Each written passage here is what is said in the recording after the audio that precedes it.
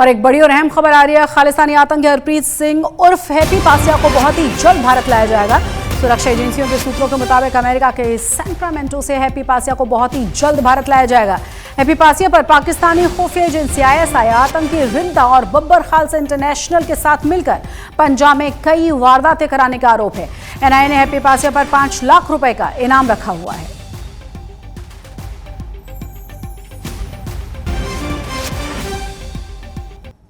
और आइए अब आपको सीधे हमारे संवाददाता अरविंद ओझा के पास ले चलते हैं।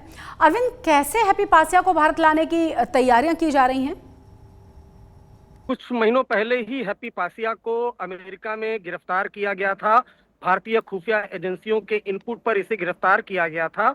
NIA ने इस पर 5 लाख रुपए का इनाम रखा है और साल 2024 से 25 तक इसने सिलसिलेवार तरीके से पंजाब के पुलिस स्टेशन में ID ब्लास्ट कराया। पंजाब के जो सीनियर अधिकारी हैं उनको निशाना बनाने की कोशिश की और पाकिस्तानी खुफिया एजेंसी ISI और बब्बर खालसा इंटरनेशनल के साथ मिलकर टारगेट किलिंग को अंजाम दिया।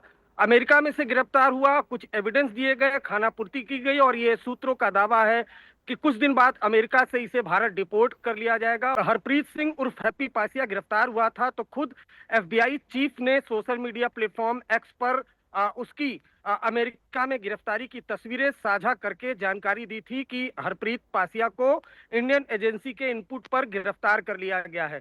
तो उस वक्त ये जानकारी दी गई थी। अब सूत्रों ने यह दावा कर दिया है कि उसे जल्द भारत भी लाया जाएगा। बीजेपी सांसद निशिकांत दुबे ने ऑपरेशन ब्लू स्टार को लेकर बड़ा दावा किया है। उन्होंने कहा है कि 1984 में अमृतसर में गोल्डन टेम्पल पर ऑपरेशन ब्लू स्टार भारत ने अकेले नहीं किया था, बल्कि ब्रिटेन की मदद से यह किया गया था। कांग्रेस पर आरोप लगाते हुए कहा गया है कि कांग्रेस ने सिख समुदाय के साथ छल किया है। जून में आपको पता है कि ऑपरेशन ब्लू स्टार हुआ 1984 में। ये फरवरी 1984 की चिट्ठी है जिसमें साफ लिखा हुआ है कि भारत ने हमसे मदद मांगी है।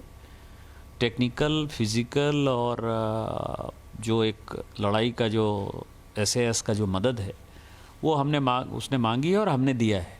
हमारे लोग वहाँ गए हैं और स्वर्ण मंदिर पर जो आप समझिए कि 6 महीने पहले से स्वर्ण मंदिर पर अटैक करने का जो है कांग्रेस ने प्लान बना रखा था। ये सबसे सीरियस है।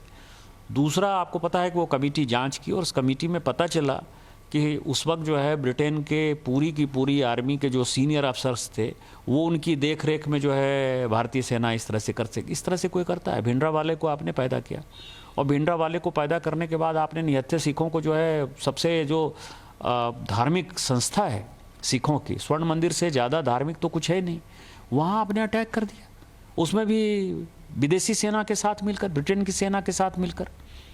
पंजाब में बेखौफ होते हुए अपराधियों ने सरकार के माथे पर चिंता की नई लकीरें खींच डाली हैं। सरकार दावे तो तमाम करती है, लेकिन लॉ एंड ऑर्डर के हालात जिस तरह के हैं वो बड़े सवाल खड़े करते हैं।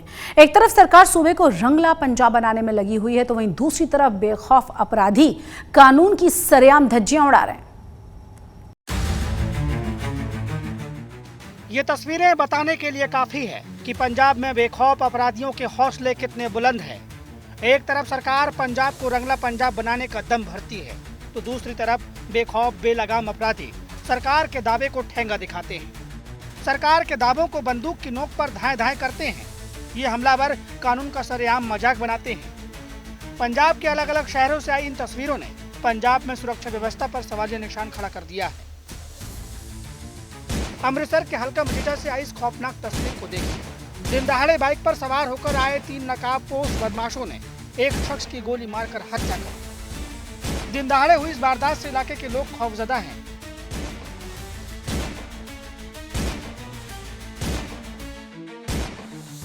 वहीं बेटे की मौत की खबर ने परिवार को सदमे में डाल दिया है। रोते बिलखते बूढ़े माँ बाप और मृतक जुगराज सिंह की पत्नी भगवंत मान सरकार से इंसाफ की गुहार लगा रही है। फोन किया, ये नहीं पता कौन मार के गया वा। मैं इंसाफ चाहनी है। कोई नहीं सी, ना ही उन्होंने कोई गाली की सी, तो ना ही कोई दुश्मनी कोई सी। 4 महीने मेरे बयान होए सीगे। मैं चाहनी है पुलिस वाले सख्त तो सख्त कार्रवाई करन तो मैंने इंसाफ देन। पंजाब में चोरी, डकैती और दिन दहाड़े गोलियां चलाने की घटनाएं आम हो चली हैं, क्योंकि पंजाब में ना तो पुलिस का डर है और ना ही कानून का खौफ। लॉ एंड ऑर्डर की धज्जियां उड़ाने वाली एक और तस्वीर फाजिल्का के अबोहर से आई है, जहां बाइक पर आए 3 हमलावरों ने एक कपड़ा व्यापारी की गोली मारकर हत्या कर दी। अबोहर में सरेआम हुई इस हत्या से सनसनी फैल गई है। संजय वर्मा को बदमाशों ने 10 से 12 गोलियां मारी। ये वारदात सुबह 10:30 बजे के करीब हुई, जब संजय वर्मा अपनी कार दुकान के सामने पार्क कर रहे थे। उसी दौरान तीनों हमलावरों ने अचानक फायरिंग शुरू कर दी और फिर बाइक पर सवार होकर फरार हो गए। घटना के बाद संजय वर्मा को अस्पताल ले जाया गया, जहां डॉक्टरों ने उन्हें मृत घोषित कर दिया। आज ਜਿਹੜੀ ਅਬੋਹਰ ਦੇ ਵਿੱਚ ਘਟਨਾ ਹੋਈ ਹੈ, ਇਸ ਸੰਬੰਧ ਭਾਗੇ ਅਸੀਂ ਨਹੀਂ ਸੋਚ ਸਕਦੇ ਅਬੋਹਰ ਦੇ ਵਿੱਚ ਇਸ ਤੋਂ ਮਾੜੀ ਘਟਨਾ ਹੋ ਸਕਦੀ ਹੈ। ਤੁਸੀਂ ਦੇਖੋ ਸ਼ਰੇਆਮ ਸ਼ਰੀਫ ਵਪਾਰੀ ਨੂੰ ਸ਼ਰੇਆਮ ਗੋਲੀਆਂ ਦੇ ਨਾਲ ਉਹ ਦੁਕਾਨ ਦੇ ਬਾਹਰ ਪਹੁੰਚਤਾ, ਜਿਹੜਾ ਪੰਜਾਬ ਦਾ ਨਹੀਂ ਪੂਰੇ ਹਿੰਦੁਸਤਾਨ ਦਾ ਨਾਮੀ ਵਪਾਰੀ ਸੀਗਾ। ਇਸ ਤੋਂ ਮਾੜਾ ਕੁਝ ਨਹੀਂ ਹੋ ਸਕਦਾ। बाजार दी की पोजीशन है जी? ਬਾਜ਼ਾਰ ਬੰਦ ਹੋ ਰਿਹਾ ਜੀ। बाजार सारा बंद करा दिया। कपड़ा व्यापारी की मौत से व्यापारी संघ में भारी आक्रोश है। व्यापारियों ने अपनी दुकानें बंद कर इस हत्याकांड का विरोध जताया। वहीं शहर की गलियों में स्पीकर लगाकर इंसाफ की मांग कर रहे हैं। दिन दहाड़े हुए हाई प्रोफाइल मर्डर को लेकर पंजाब में सियासत भी गर्मा गई है। कानून व्यवस्था के मुद्दे पर पहले से ही भगवंत मान सरकार को घेर रहे शिरोमणि अकाली दल को बड़ा मौका मिल गया है और अबोहर में हुए हत्याकांड के बाद सुखबीर बादल ने सोशल मीडिया पर लिखा, पंजाब में कानून व्यवस्था अपने सबसे निचले स्तर पर पहुंच गई है। अबोहर में the new wear well tailors के मालिक संजय वर्मा की दिन दहाड़े हुई हत्या मौजूदा जंगल राज को दर्शाती है। डॉक्टर, कलाकार और एथलीट सहित व्यवसायी पेशेवर लोग जबरन वसूली करने वालों से गंभीर खतरों का सामना कर रहे हैं। मैं इस क्रूर हत्या की कड़ी निंदा करता हूं और वर्मा परिवार के प्रति संवेदना व्यक्त करता हूं। अपराधियों को तुरंत गिरफ्तार किया जाना चाहिए और न्याय के कटघरे में लाया जाना चाहिए।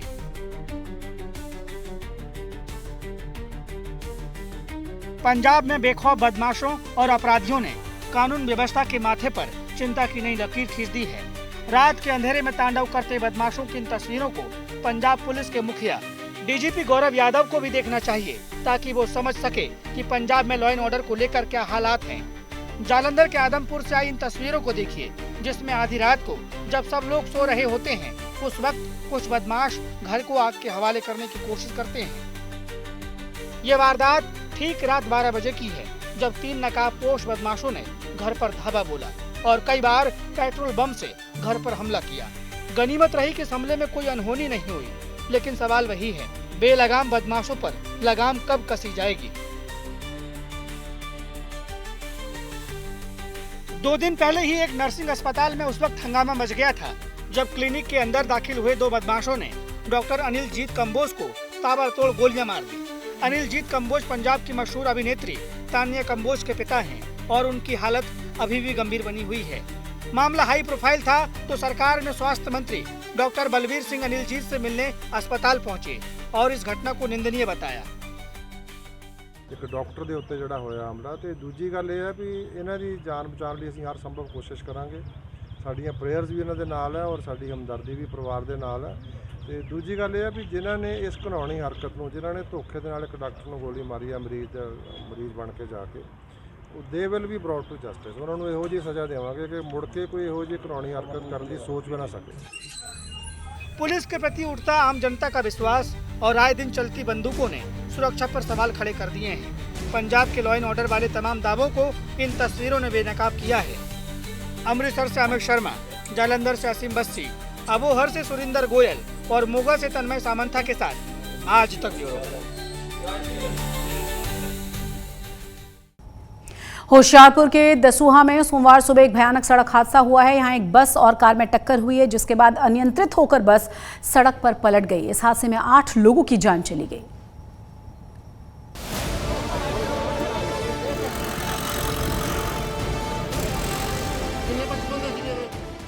पंजाब में सोमवार की सुबह कई परिवारों पर दुखों का पहाड़ टूट पड़ा।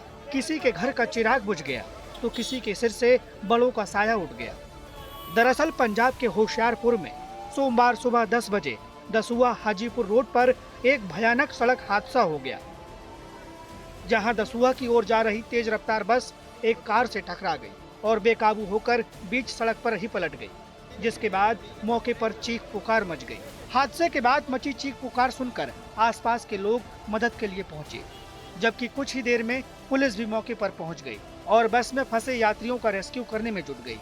लेकिन हादसा इतना भयानक था कि पुलिस को लोगों का रेस्क्यू करने के लिए जेसीबी का सहारा लेना पड़ा और फिर लोगों की मदद से पुलिस ने घायलों को अस्पताल पहुंचाया। बस है बस इस कार से टकराई है और बस टकराने के बाद आप मौके पर देख रहे हैं तस्वीरें, और पूरी तरह से जो कार है क्षतिग्रस्त हुई है। और कार जो है ये भी होशियारपुर नंबर की है, PB07 CD 4002। ये जो कार पूरी तरह से क्षतिग्रस्त है, आप देख सकते हैं। इसी तरह से दूसरी तरफ से हम दिखाते हैं।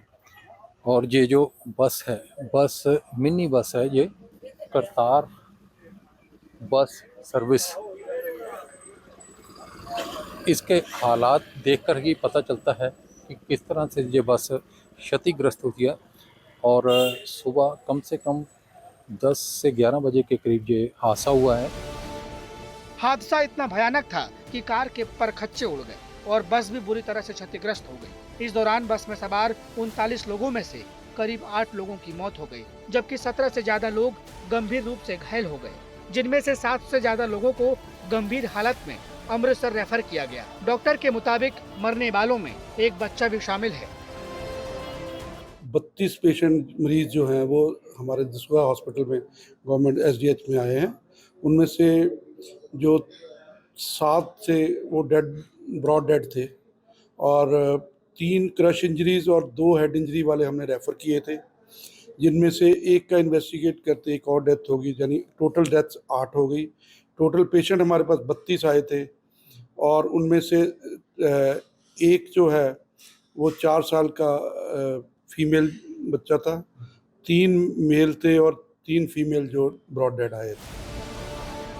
मौके पर पहुंची पुलिस ने इन्वेस्टिगेशन शुरू कर दी है। पुलिस के मुताबिक शुरुआती जांच में बस की तेज रफ्तार को हादसे का मुख्य कारण बताया जा रहा है। बाकी जांच में जो भी फैक्ट सामने आएंगे उसके आधार पर कार्रवाई की जाएगी। ये इन्वेस्टिगेशन चलती पई है, जो बयानों ਦੇ ਵਿੱਚ ਅਸੀਂ ਕਾਰਵਾਈ ਪਾ ਕੇ ਜਿਹੜਾ ਕੇਸ ਦਰਜ ਕਰਾਂਗੇ। ਬੱਸ ਜਿਹੜੀ ਤੇਜ਼ ਰਫ਼ਤਾਰ ਸੀ ਤੇ ਬਸ ਬਾਕੀ ਦੇਖਦੇ ਹਾਂ ਬੱਸ ਤੇਜ਼ ਰਫ਼ਤਾਰ ਸੀ ਜਾਂ ਕੀ ਟੈਕਨੀਕਲ ਜਾਂ ਜੋ ਇਨਵੈਸਟੀਗੇਸ਼ਨ ਸਾਹਮਣੇ ਆਉਂਦਾ ਉਹਨੂੰ ਅਸੀਂ ਬਾਅਦ ਦਿੰਦੇ ਹਾਂ। होशियारपुर में हुए हादसे में अब तक करीब 8 लोगों की जान जा चुकी है, लेकिन इन मौत का जिम्मेदार कौन है ये अभी तक पता नहीं चल पाया है। अब देखना होगा कि पुलिस की जांच में क्या निकलकर सामने आता है। आज तक ब्यूरो। सोचिए, जब खेतों से जहरीला पानी निकलने लगे तब आम लोगों पर क्या गुजरेगी। एक ऐसी ही तस्वीर पंजाब के संगरूर से आई है, जहां किसानों के खेत से जहरीला लाल पानी निकलने लगा, जिसे न पिया जा सकता है न खेतों को सींचा जा सकता है। इस खास रिपोर्ट को देखिए। ये तस्वीर देखकर आप भी हैरान होंगे कि ट्यूबवेल से आखिर ये निकल क्या रहा है, क्योंकि देखने में ये पानी तो लग रहा है, लेकिन इसका कलर देखेंगे तो अचंभे में पड़ जाएंगे। दरअसल संगरूर के आलो अरख गाँव में ट्यूबवेल से लाल कलर का जहरीला पानी निकल रहा है। इस समय हम संगरूर के नजदीक गांव आलो अर्क में हैं, जहां से ट्यूबवेल से लगातार काले रंग का पानी निकल रहा है। ये तस्वीर आप देख सकते हैं। इसी तरह से जहां से नजदीक कुछ ही दूरी पर दूसरा ट्यूबवेल है, उसमें से ही यही पानी आ रहा है। यहाँ पर 3 से 4 ट्यूबवेल ऐसे हैं जहाँ से धरती से इस तरह का पानी निकल रहा है। यह खेत कुलविंदर सिंह का है, जो रिटायर्ड फौजी हैं। जब फौज से वो अपने घर लौटे तो उन्होंने अपने खेत में बोर करवाया। जब बोर करवा के ट्यूबवेल चालू किया तो इस तरह का पानी आना शुरू हो गया। ट्यूबवेल से लाल कलर का ये पानी अभी से निकलना शुरू नहीं हुआ है, बल्कि ये पानी पिछले कई सालों से ऐसे ही आ रहा है और वहाँ के लोग इसी पानी से खेती कर रहे हैं। लेकिन अब ये पानी लोगों की जान पर बनाया है। इस पानी से न सिर्फ फसल पर असर पड़ रहा है, बल्कि इस पानी से बीमारियां भी फैल रही है और लोगों की जान भी जा रही है। आप अपनी धान की फसल को यही पानी लगा रहे हैं, तो उस पर भी, मिट्टी पर भी इसका असर होता होगा। ये मिट्टी पर असर होता ही सर। जैसे कमांड में आग लगे तो सेक तक कमांडी तक पहुंचते ही आ। तो जेडे हुण घट्टो घट्ट पानी पींदे ने, ये फसल पानी पींदी आ ते ये फसल नूं भी नुकसान हुंदा हैगा। ਇਹ ਜਦੋਂ ਜੀ ਉਹ ਇੱਥੇ ਕੰਮ ਕਰਦੇ ਤੇ ਖੇਤ ਦੇ ਵਿੱਚ, ਮੈਂ ਫੌਜ ਦੇ ਵਿੱਚ ਸੀ, ਉਹ ਜਦ ਥੱਕ ਜਾਂਦੇ ਤੇ ਉਹ ਇਹੀ ਪਾਣੀ ਪੀ ਲੈਂਦੇ ਤੇ ਉਹਨਾਂ ਦੇ ਗੁਰਦੇ ਖਤਮ ਹੋ ਗਏ। ਉਹਨਾਂ ਦੇ ਘਰ ਵਾਲੀਆਂ ਕੰਮ ਕਰਦੀਆਂ ਨੇ ਖੇਤ ਦੇ ਵਿੱਚ, ਉਹਨਾਂ ਦੇ ਗੁਰਦੇ ਖਤਮ, ਕੈਂਸਰ ਜੈਸੀਆਂ ਬਿਮਾਰੀਆਂ ਹੋ ਗਈਆਂ ਉਹਨਾਂ ਨੂੰ, ਜਿਹਦੇ ਕਰਕੇ ਉਹਨਾਂ ਦੀ ਮੌਤ ਹੋ गई। 2 ਭਾਈਆਂ ਦੀ, ਦੋਨੇ ਭਰਜਾਈਆਂ ਦੀ। भाई ये मैं तो अभी ठेके पर लिया हुआ है, इसमें 20 साल हो गए पानी आते को। तो क्या असर इसका आपकी फसल पर हो रहा है? इसका इसके पानी ना भी फसल नहीं चलती जी। मैं नहरी पानी विच मिला के ला रहा। इस पानी ਨਾਲ फसल ਦਾ ਬਹੁਤ ਨੁਕਸਾਨ ਆ। ਲੇਬਰ ਦੀ ਬਹੁਤ ਦਿੱਕਤ ਆਉਂਦੀ ਹੈ ਪਾਣੀ ਨਾਲ ਹੀ। ਲੇਬਰ ਦਾ ਕੰਮ ਕਰਨ ਨਹੀਂ ਆਉਂਦੀ। इस जहरीले पानी का मुख्य कारण एक रंग बनाने वाली फैक्ट्री है जो कुछ साल पहले बंद हो चुकी है। भले ही अब फैक्ट्री का कोई नामो निशान नहीं बचा हो, लेकिन उस फैक्ट्री ने अपने समय में जहरीला केमिकल युक्त पानी जमीन में रिचार्ज कर दिया था, जिसका असर अब तक पानी पर साफ दिखाई दे रहा है। पानी तो तकरीबन 10 साल से काला पानी आ रहा है। यहाँ एक फैक्ट्री थी, मठाड़ू केमिकल फैक्ट्री थी। जब वो फैक्ट्री का गंदा पानी था, जहाँ केमिकल वाला पानी है, सारा उसने धरती में बोर करा के धरती में डाल दिया। नज़दीक जितने भी बोरवेल हैं सबसे पानी आने लगा। तकरीबन कुछ देर बाद बोर रुक गए, खड़ गए। पहला बोर होशे थे। जब दूसरे बार बोर डूंगा कराया, 200-250 फुट बोर है, वो जितने बोर दोबारा कराए नज़दीक वाले सारे बोर से यही ਜ਼ਹਿਰੀਲਾ ਪਾਣੀ ਆने लगा। ਕਿ ਲਵੇ ਸਾਡੇ ਫੈਕਟਰੀ ਆ, ਫੈਕਟਰੀ ਦੇ ਕਾਰਨ ਜਿਹੜਾ ਉਹ ਮਲਬਾ ਸੀ ਕਿ ਨਾ ਉਹ ਫੈਕਟਰੀ ਦੇ ਅੰਦਰ ਪਾਉਂਦੇ ਰਹੇ, ਜਿਹਦੇ ਕਾਰਨ ਜਦੋਂ ਮੈਂ ਆਇਆ ਪੈਨਸ਼ਨ ਬੋਰ ਡੂੰਘੇ ਹੋ ਗਏ ਤੇ ਮੈਨੇ ਬੋਰ ਕਰਾਇਆ ਤਾਂ ਪਹਿਲਾਂ ਤਾਂ ਮਿਕਸ ਹੁੰਦਾ ਸੀ, ਫਿਰ ਤਾਂ ਜਮੀ ਲਾਲ ਆ ਗਿਆ ਪਾਣੀ। इस जहरीले पानी को लेकर लोगों ने प्रशासन से कई बार शिकायत भी की। प्रशासन ने भी मौके पर पहुंचकर पानी के सैंपल लिए हैं और समस्या के समाधान का आश्वासन दिया है, लेकिन अभी तक कोई हल नहीं निकल पाया है। ਇਹ ਐਨਜੀਡੀ ਨੇ ਵੀ ਜ਼ੀਰੋ ਰਿਕਾਰਡ ਆ, ਸਭ ਸੈਂਪਲ ਲੈ ਗਏ। ਇੱਥੇ 15 ਸਾਲ ਹੋ ਗਏ ਵੀ ਇਹਨਾਂ ਨੇ ਇਹਨਾਂ ਨੂੰ ਕੋਈ ਇੱਕ 0% ਰਿਜ਼ਲਟ ਮਿਲਿਆ। ਕੋਈ ਇਹਨਾਂ ਨੇ ਸਾਫ਼ ਨਹੀਂ ਕਰਾਇਆ, ਕੋਈ ਕੁਝ ਨਹੀਂ ਆਇਆ, ਸੈਂਪਲ ਭਰ ਕੇ ਲੈ ਗਏ, पर कम होते थी होते नहीं। उन्होंने कोई बस आश्वासन नहीं दिया। वो तो आते हैं, पानी का ले जाते हैं सैंपल भर के, तकरीबन 10 साल से देखते हैं, पानी का टेस्ट करते रहते हैं। हमें तो कुछ नहीं दिया, ना कोई जवाब दिया। रिजल्ट कोई उनका 0 रिजल्ट है। किसानों की मांग है कि सरकार इस मामले को गंभीरता से ले और स्थायी समाधान निकाले। किसानों का कहना है कि सरकार प्रभावित किसानों को मुआवजा और चिकित्सा सहायता भी प्रदान करे और इसके साथ ही किसानों ने सरकार से रजवाहे का पानी देने की मांग की है। समाधान तो है, सरकार के पास बहुत करोड़ा राहत फंड वगैरह होते हैं, सरकार के पास बहुत फंड होते हैं। ये गरीब किसान है, इसको ट्यूबवेल बोर है जो सरकार करवा के देवे। नज़दीक से नहर सुए का पानी, नहरी पानी गुजरता है नेड़े से बिल्कुल, वो उसका व्यवस्था करके देवे सरकार इनको। वहीं जब इस मामले को लेकर संगरूर के डिप्टी कमिश्नर संदीप ऋषि से बातचीत की गई तो उन्होंने ये कहकर पल्ला झाड़ लिया कि मामला अभी कोर्ट में है, इसलिए अभी कोई समाधान नहीं निकल पाया है। एनजीटी ਵਿੱਚ ਮਾਨਯੋਗ एनजीटी ਦੇ ਵਿੱਚ ਵੀ ਇਹ ਕੇਸ ਗਿਆ ਸੀ ਔਰ ਉਹਦੇ ਵਿੱਚ एनजीटी ਜੀ ਵੱਲੋਂ ਕਾਫੀ ਐਡਵਰਸ ਆਰਡਰ ਜਿਹੜੇ ਸੀ ਉਹ ਕੀਤੇ ਗਏ ਸੀ ਔਰ ਉਹਦੇ ਵਿੱਚ ਕਾਫੀ ਜਿਹੜਾ ਹੈ ਉਸ ਜਗ੍ਹਾ ਤੇ ਜਿਹੜਾ ਗਰਾਊਂਡ ਵਾਟਰ ਕੰਟੈਮੀਨੇਟ ਹੋਇਆ ਹੈ ਉਸ ਨੂੰ ਸਾਫ਼ ਕਰਾਉਣ ਲਈ ਬਾਇਓ ਰੈਮੀਡੀਏਸ਼ਨ ਕਰਨ ਦੇ ਵੀ ਹੁਕਮ ਕੀਤੇ ਗਏ ਸਨ। ਸੋ ਉਹਦੀ ਅਸੈਸਮੈਂਟ ਵਗੈਰਾ ਕੀਤੀ। ਉਹਦੇ ਵਿੱਚ ਸਰਕਾਰ ਜਿਹੜੀ ਹੈ ਉਹ ਸਰਕਾਰ ਵੱਲੋਂ ਕਿਉਂਕਿ ਉਹਦੀ ਲਾਇਬਿਲਿਟੀ ਜਿਹੜੀ ਹੈ ਉਹ ਗਵਰਨਮੈਂਟ ਦੀ ਬਣਾਈ ਗਈ ਸੀ ਨਾਲ, ਸੋ ਉਹਦੇ ਵਿੱਚ ਸਰਕਾਰ ਜਿਹੜੀ ਹੈ ਉਹ ਸੁਪਰੀਮ ਕੋਰਟ 'ਚ एनजीटी ਦੇ ਆਰਡਰ ਦੇ ਅਗੇਂਸਟ ਗਈ ਹੋਈ ਹੈ। ਸੋ ਇਸ ਕਰਕੇ ਅਜੇ ਮੈਟਰ ਸਬ ਜੁਡਿਸ ਹੋਣ ਕਰਕੇ ਇਹਦੇ ਵਿੱਚ ਅੱਗੇ ਕੋਈ ਕਾਰਵਾਈ ਨਹੀਂ ਹੋਈ। अधिकारियों का कहना है कि हर पहलू से जांच की जा रही है, जिम्मेदारों के खिलाफ सख्त कार्रवाई की जाएगी, लेकिन पीड़ित किसान इस आसरे पर कब तक रहें? क्योंकि पिछले कई सालों से तो कोई हल नहीं निकला, तो आखिर अब किसानों को इस समस्या से कब निजात मिलेगी और जिम्मेदारों पर कब कोई एक्शन होगा? संगरूर से कुलबीर सिंह के साथ आज तक ब्यूरो। आज तक पंजाब में आज के लिए बस इतना ही, लेकिन देश और दुनिया की तमाम बड़ी और अहम खबरों के लिए आप देखते रहिए आज तक।